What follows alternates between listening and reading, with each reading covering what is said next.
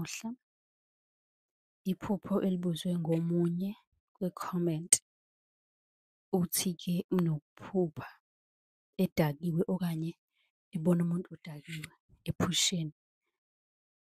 Izothi uqeda le vidiyo usunolwazi ukuthi lokho kubika ukuthini, kodwa iba nesiqiniseko sokuthi u-subscribe-ile, wasilandela ku-TikTok, wacela inamba ku-inbox ukuze uzosibuza njalo ekuseni uma unombuzo. Ukuphupha udakiwe.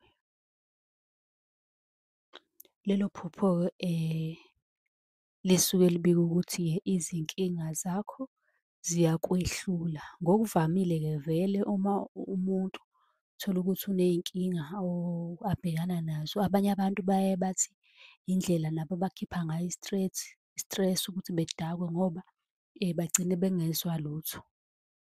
Impendulo-ke nayo icishe ingene lapho ukuthi-ke uhlulwa yiy'nkinga zakho. Kungenzeka ukuthi kunobunzima futhi obhekene nabo kuzomele ulusukumele u-consult-e.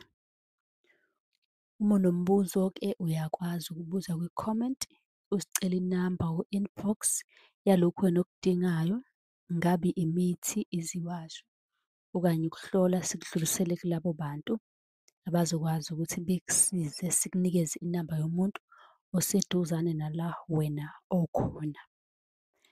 Bese ningakhohlwa ukusilandela lapha ku-Facebook, ku-TikTok, ni-subscribe ku-YouTube, nisi-inbox-e ku-Facebook naku-TikTok, nisicele inombolo ka-WhatsApp enizosibuza njalo ekuseni uma unemibuzo. Ungabuza iphupho okanye ubuze noma ngabe yini emayelana nesintu, sobe sesikunikeza ulwazi oluphelele.